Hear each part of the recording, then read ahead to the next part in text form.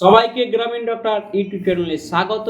আজ আমি আলোচনা করব শরীরে হিমোগ্লোবিনের পরিমাণ কমে গেলে যেসব অসুবিধাগুলি লক্ষ্য করা যায় সে সম্পর্কে। এক নম্বর যেসব অসুবিধা লক্ষ্য করা যায় সেটা হচ্ছে দুর্বলতা ও দ্রুত ক্লান্তি চলে আসে। 2 নম্বর হচ্ছে মাথা ঘোরা বা চোখে ঝাপসা দেখা।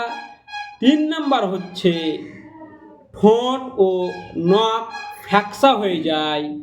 4 নম্বর হচ্ছে বুক ধড়ফড় করে বা শ্বাসকষ্ট হয়।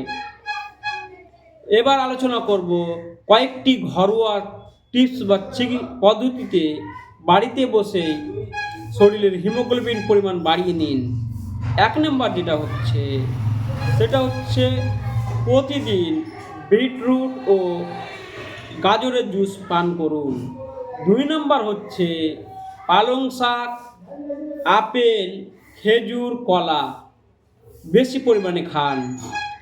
4 নম্বর হচ্ছে একটি করে ডিম ও মাছ প্রতিদিনের খাদ্য তালিকায় রাখুন। প্রতিদিন 5 নম্বর হচ্ছে প্রতিদিন সকালে 1 চামচ মধুর সঙ্গে 1 চামচ লেবুর রস মিশিয়ে খান।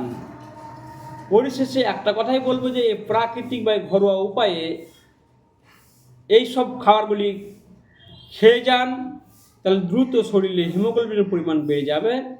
সকলে ভালো থাকবেন, সুস্থ থাকবেন। দেখা হচ্ছে অন্য একটি এপিসোডে।